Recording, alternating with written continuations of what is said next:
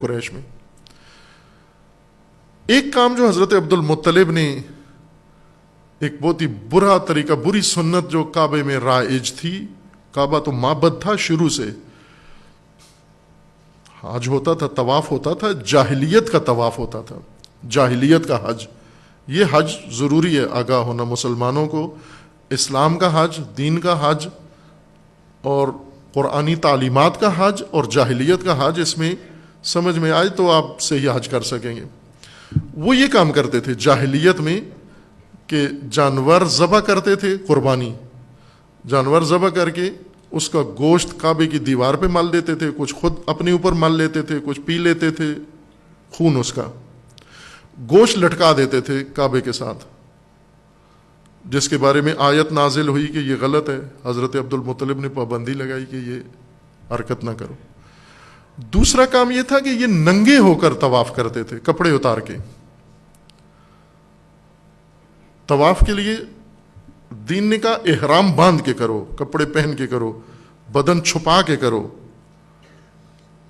یہ عریان ہو کے، ننگے ہو کے کرتے تھے سارے۔ حضرت عبد المطلب نے پابندی لگائی کہ خبردار، آج کے بعد کعبہ کے گرد کسی نے ننگا ہو کے نہیں گھومنا، عریانی۔ یہ حضرت عبد المطلب کی سنت تھی جو دین نے قبول کی۔ ننگے ہو کے کون سی عبادت ہوتی ہے؟ ننگا ہونا خود ایک عیب ہے۔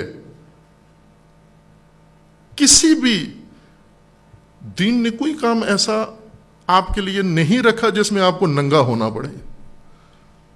دین ننگ چھپاتا ہے، ننگا نہیں کرتا انسان کو۔ کوئی عبادت، خواہ وہ حج ہو، وہ زیارت ہو، وہ عزاداری ہو، وہ مجلس ہو، کوئی دینی فریضہ، کوئی دینی ذمہ داری، مثلا آپ نے جہاد کرنا ہے، ننگے ہو کے جہاد کریں۔ آپ نے نماز پڑھنی ہے، نعوذ باللہ ننگے ہو کے نماز پڑھیں۔ حج کرنا ہے، ننگے ہو کے نماز پڑھ حج کریں۔ ننگا ہونا کہاں سے نکل آیا بیچ میں سے؟ یہ جاہلیت کی سنت تھی جو حضرت عبد المطلب نے ختم کی، پابندی لگائی اس کے اوپر، اور وہ مانتے تھے حضرت عبد المطلب کی بات۔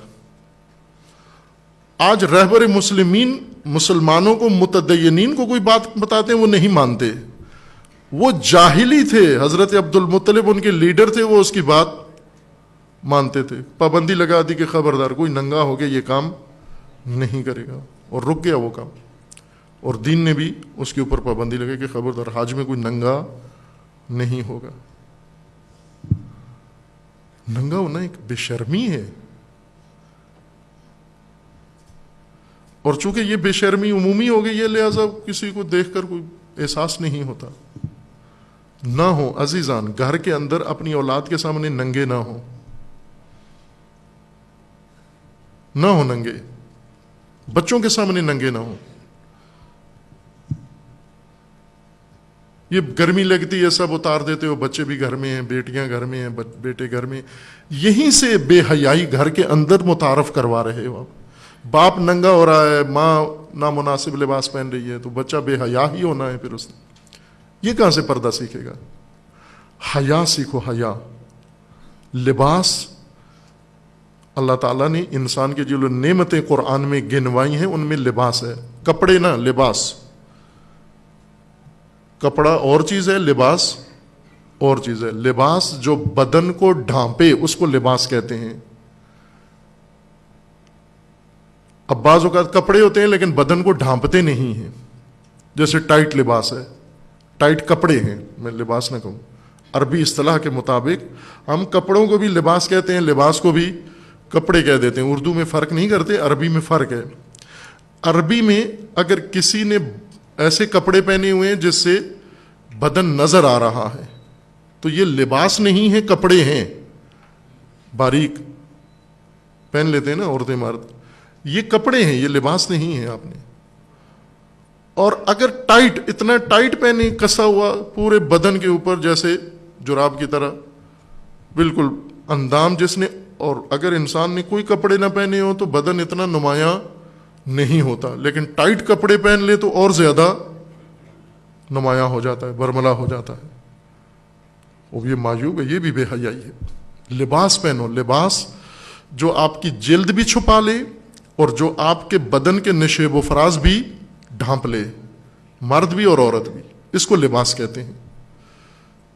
یہ لباس نہیں پہنتے تھے عبادت کے وقت، کعبے میں گھر میں پہنتے تھے، کعبے میں آتے تھے اتار دیتے تھے۔ یہ کیسے متعارف ہو گیا ننگا ہونا، عزاداری کے اندر ننگا ہونا کہاں سے شروع ہو گیا؟ یہ کس نے ڈال دیا؟ شرم و حیا کے خاندان کی عزاداری ہوتی ہے، عصمت و طہارت کے خاندان کی عزاداری ہوتی ہے، عفت و حیا کے خاندان کی عزاداری ہوتی ہے، بیبیوں کی ایک طرف سے۔ بعض لوگ ایسے ہیں، لکھنؤ کے مومنین ایسے ہیں، بعض یو پی کے، کہ وہ بیبیوں کے نام کی نیاز جب پکاتے ہیں تو اس میں بھی مرد کو گھسنے نہیں دیتے۔ مثلا بی بی کی زیارت پا کر میں نے خود دیکھا ایک مومن کو زاروں قطار روتے ہوئے، تو میں یہ سمجھا کہ جس طرح ایام سوگ ہیں اور تو یہ اس کے اوپر کیفیت طاری ہے، لیکن وہ مسلسل روتے جا رہے تھے اور غیر معمولی انداز سے روتے جا رہے تھے۔ تو پھر میں نے پوچھا ان سے کہ بھئی کوئی خاص وجہ ہے آپ رو رہے ہیں؟ تو پھر وہ فریاد کرنے لگے کہ مولانا زمانہ دیکھو کیسے ہو گیا، کیا ہو گیا۔ آخر رو رو کے پھر بتایا انہوں نے کہ میں کیوں رو رہا ہوں۔ کہا کہ ہم نے ادھر بی بی کی نیاز پکانا شروع کی ہے، کناتیں لگائی ہیں، شامیانے لگائے ہیں، اور یہ مرد بیچ میں سے گھس رہے ہیں۔ بی بی کے نیاز سے جو مرد نہ جائے، اس بی بی کا نام لے کر، اس کا نوحہ پڑھ کے، اس کا مرثیہ پڑھ کے، کپڑے اتار کے، تو وہاں نہیں یہ احساس ہوتا۔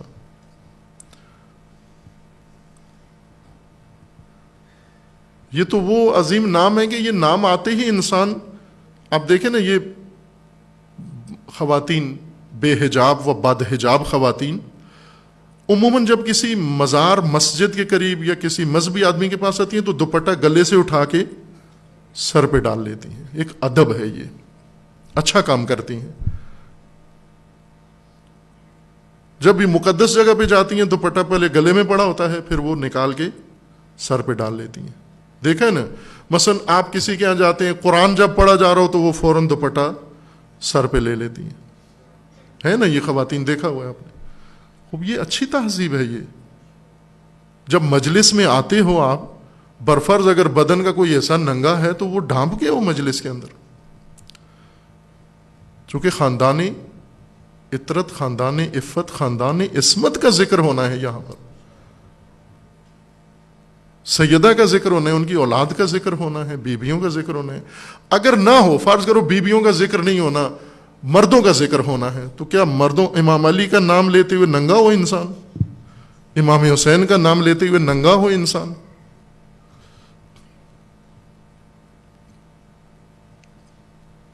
یہ حضرت عبد المطلب نے یہ سنت ڈالی اور دین نے قبول کی۔ ننگا ہونا مرد و عورت کے لیے کسی جگہ بھی جائز نہیں ہے۔ صرف ایک جگہ پر اپنا بدن دکھا سکتے ہیں میاں بیوی ایک دوسرے کو، بس۔